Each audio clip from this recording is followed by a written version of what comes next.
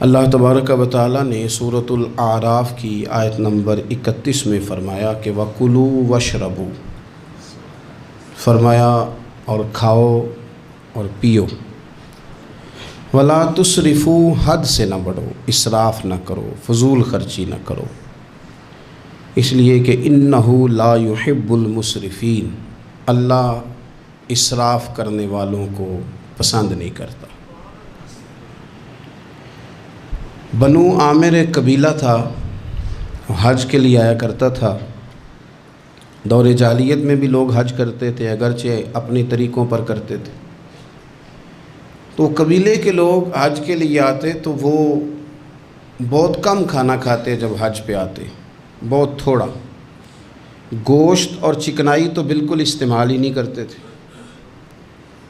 نبی پاک صلی اللہ تعالیٰ علیہ وسلم کے بعد صحابہ نے عرض کی، یا رسول اللہ صلی اللہ تعالیٰ علیہ وسلم، حضور ہمارا زیادہ حق نہیں بنتا کہ ہم بھی کچھ چیزوں سے پرہیز کریں؟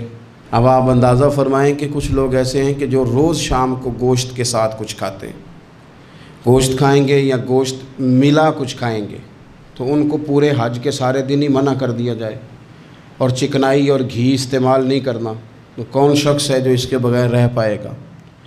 تو صحابہ نے عرض کیا کہ یا رسول اللہ صلی اللہ تعالی علیہ وسلم، ہم بھی یہ کام نہ کریں، ہمارا زیادہ حق نہیں؟ تو اللہ تعالیٰ نے آیت نازل کر دی، فرمایا نہیں، کلوا واشربوا، کھاؤ بھی اور پیو بھی، بس ولا تسرفوا، حد سے نہ بڑھنا، اسراف نہ کرنا، فضول خرچی نہ کرنا، جو بھی کھاؤ پیو حد میں رہ کے۔ کھانے پینے سے اسلام منع نہیں کرتا، لیکن ولا تسرفوا، حد سے تجاوز۔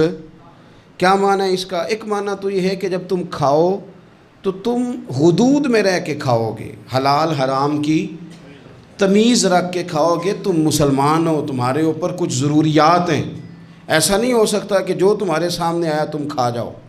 جو تمہارا ہے تم صرف وہی کھاؤ گے، جو تمہارا نہیں ہے تم اس کے قریب نہیں جاؤ۔ دوسرا معنی یہ ہے ولا تسرفوا کا، ہمارے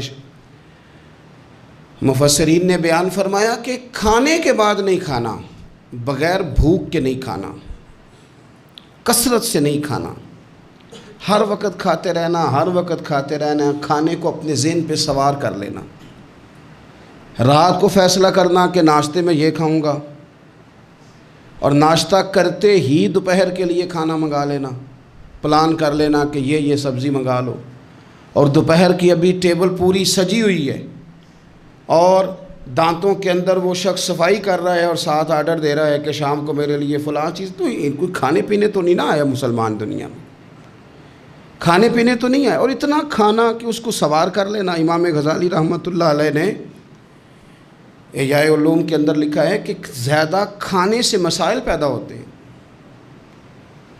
شہوت زیادہ بڑھتی ہے زیادہ کھانے سے، غلط خیالات زیادہ آتے ہیں۔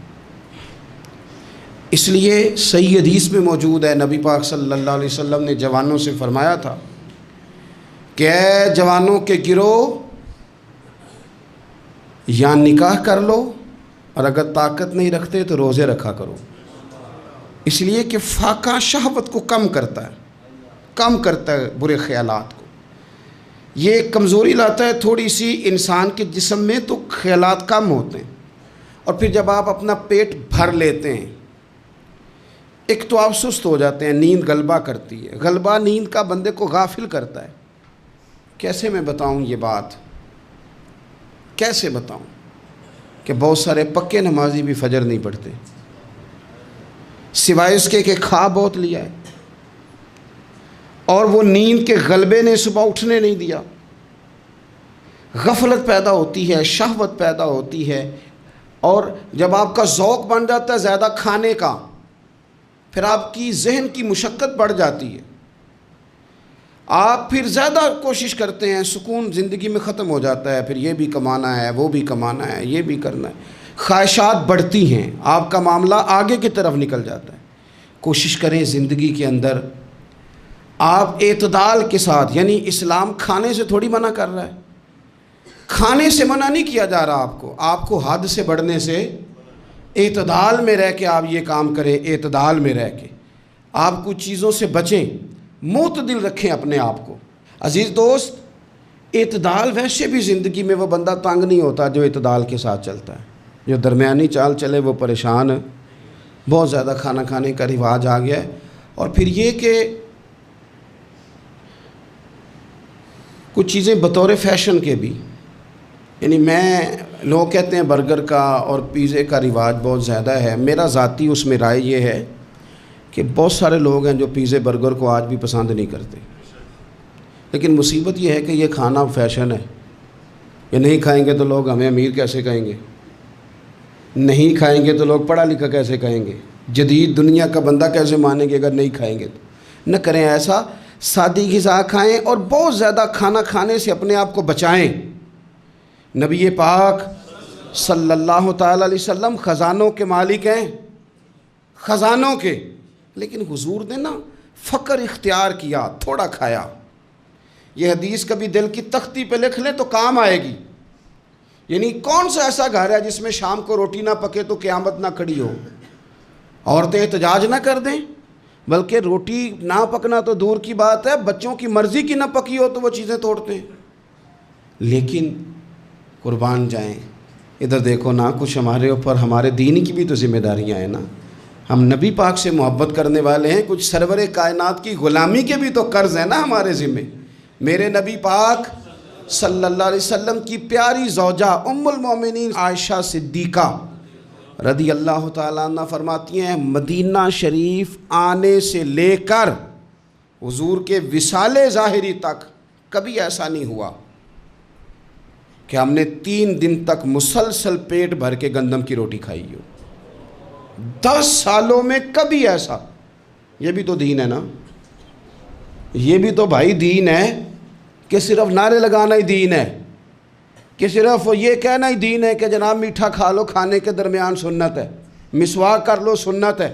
یہ بھی تو سنت ہے کہ مسلسل 3 دن تک حضور نے پیٹ بھر کے کھانا نہیں کھایا. کوئی مجبور ہے اس کے لیے؟ حضور مجبور ہے نبی پاک صلی اللہ علیہ وسلم اس کے لیے؟ یہ حضور کی چاہت ہے. تھوڑا کھانا کھایا جائے، کم پہ گزارا کیا جائے اور سادہ غذا کو استعمال کیا جائے.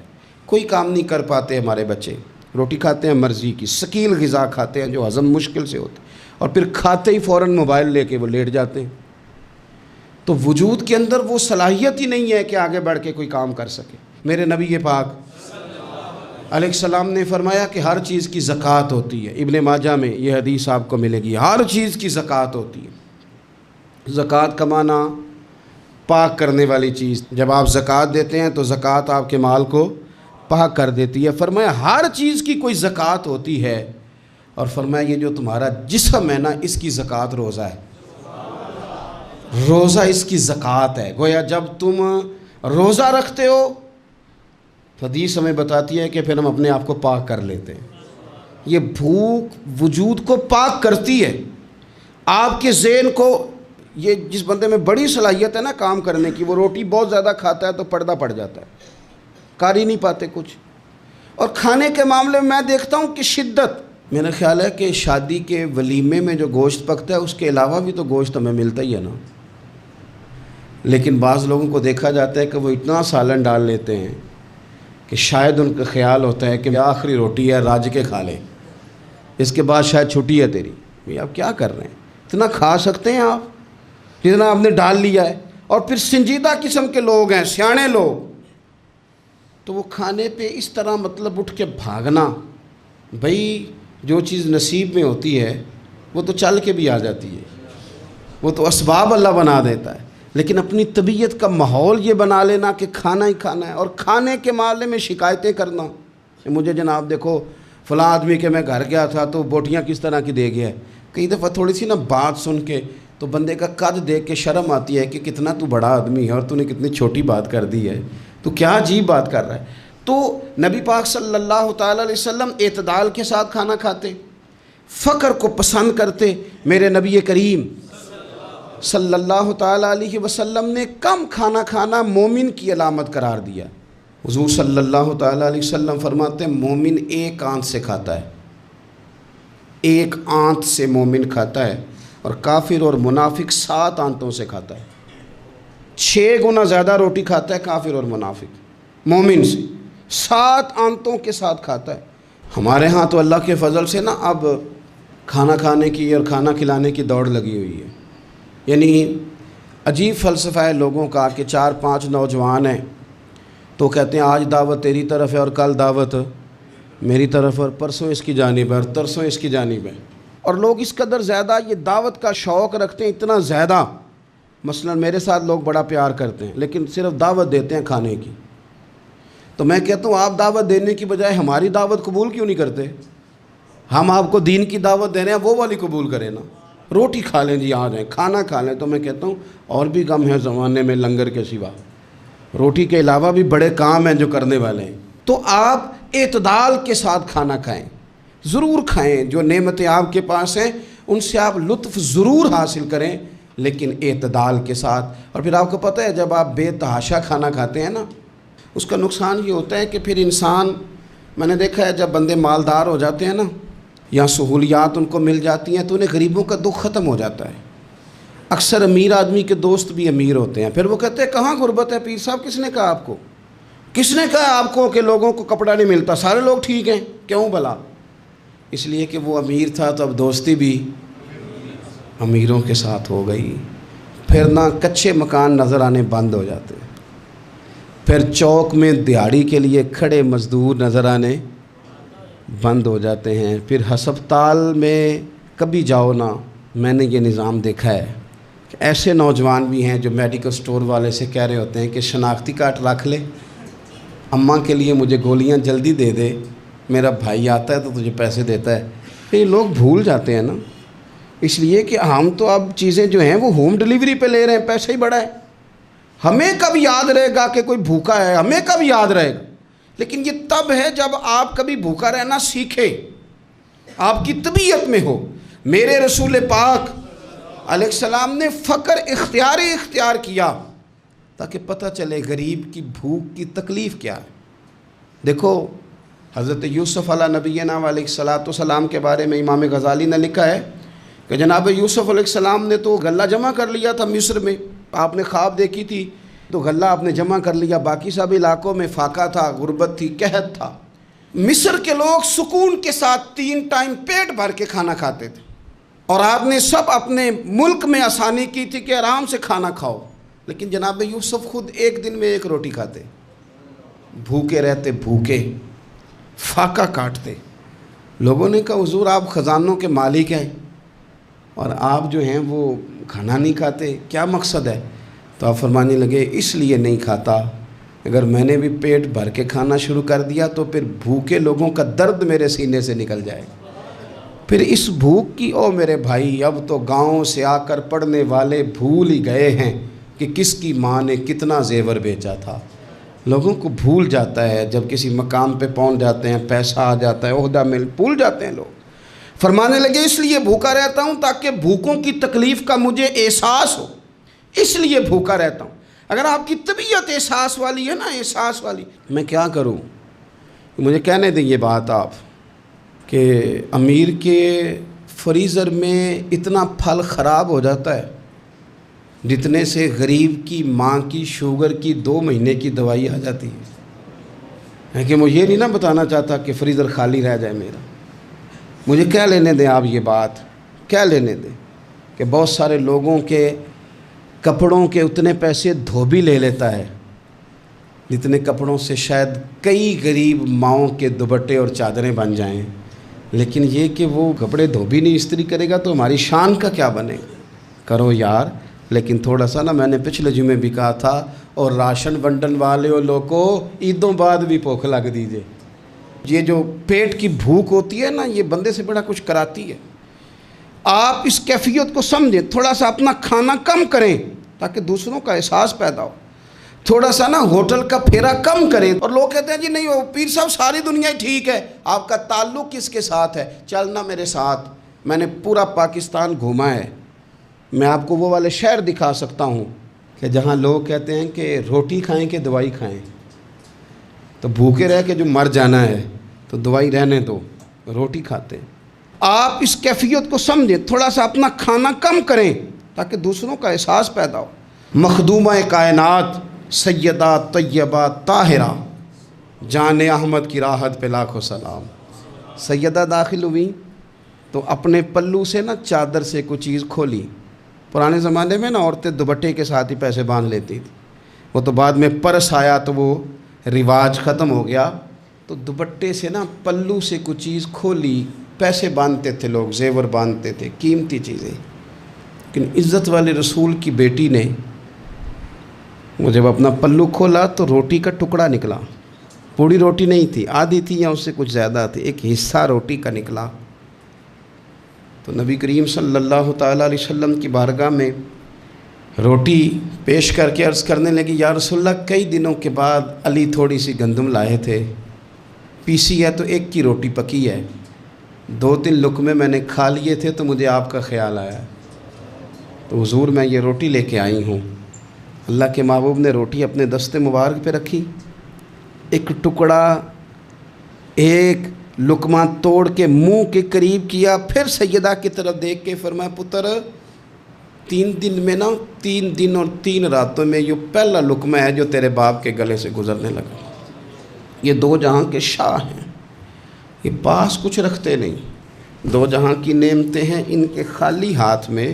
حضرت عائشہ صدیقہ رضی اللہ تعالیٰ عنہ فرماتی ہیں، حضور اتنا فاقہ کرتے تھے کہ پیٹ مبارک پیچھے کمر سے جا لگتا تو میں نا ہمدردی کے ساتھ پیار سے پیٹ پہ ہاتھ پھیرتی، او غریبو نہ رویا کرو نا یار، اگر کبھی فاقہ کاٹنا پڑ جائے بڑے خوش بخت ہو، تم وہ کام کرتے ہو جو حسنین کی اماں کرتی تھی، تم وہ کام کرتے ہو جو رب کے لاڈلے محبوب کرتے تھے، تم وہ لوگ ہو۔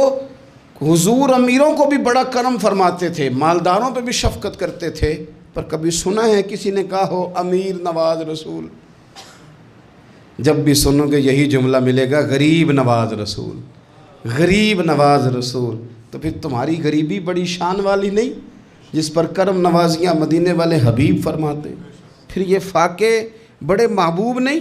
پھر یہ تھوڑا سا غریبی میں وقت گزارنا یہ بڑی عظمت والا نہیں؟ میرے عزیز، اگر زندگی کے اندر تھوڑی توجہ ہو جائے، تھوڑا سا خیال ہو جائے، تو بہت ساری ہماری جو دقتیں ہیں زندگی میں، جو آزمائشیں ہیں، وہ ختم ہو جائیں۔ بچوں کو بھی تھوڑی عادت بنائیں۔ میں آپ کو بتاؤں، خواہشات اگر بچوں کی محدود ہو جائے نا تو باپ کی محنت بھی تھوڑی کم ہو جائے۔ ہمارے نا خواہشات کی وسعت نے ہمارے والدین کو تھکا دیا ہے، ہماری خواہشات کی وسعت نے باپ کو اوور ٹائم لگانے پہ مجبور کیا ہے، ہماری خواہشات کی وسعت نے۔ کئی باپ ہیں جن کا اب دل کرتا ہے کہ پردیس سے واپس آ جاؤں، جن کا دل کرتا ہے کہ اب پتہ نہیں ہے زندگی کا تو میں لوٹ آؤں۔ کاش بیٹے اپنی خواہشات کم کر دیں، کاش بچے اپنی خواہشات تھوڑی محدود کریں، تھوڑے پہ گزارا سیکھیں، تاکہ ہمارے بہت سارے پردیس میں رہنے والے لوٹ آئیں دیش میں، اپنوں کے ساتھ آ کے وہ رہیں، وہ اپنوں کے جنازے پڑھیں، وہ اپنوں کی فاتحہ میں شریک ہوں، وہ اپنوں کے دکھ سکھ دیکھیں۔ خواہشات کی وسعت، بہت کھانے کا شوق، انواع و اقسام کے کپڑے، لیکن لوگوں کی جوانیاں پردیس کھا گیا اور ان کی دولتیں خواہشات کھا گئیں۔ کاش والد بھی اپنے بچوں کو یہ سمجھانے میں کامیاب ہو جائے کہ تھوڑے پہ گزارا کرنا، اس سے انسان وسعت پکڑ لیتا ہے، بڑا ہو جاتا ہے۔ ہم دور نکل گئے ہیں۔ نبی پاک صلی اللہ تعالیٰ علیہ وسلم نے فرمایا، امام بہقی حدیث لائے ہیں، حضرت ابو امامہ باہلی رضی اللہ تعالیٰ عنہ حدیث کے راوی ہیں، حضور فرماتے ہیں میرا دل کرتا ہے کہ ایک دن میں سیر ہو کے کھاؤں اور ایک دن بھوکا رہوں، میرا دل کرتا ہے۔ اور حضور فرماتے ہیں میرا دل کرتا ہے کہ جس دن میں بھوکا رہوں اس دن میں صبر کروں اور اپنے رب کی بارگاہ میں عاجزی کروں، اور جس دن میں پیٹ بھر کے کھاؤں اس دن میں اپنے رب کا شکر ادا کروں۔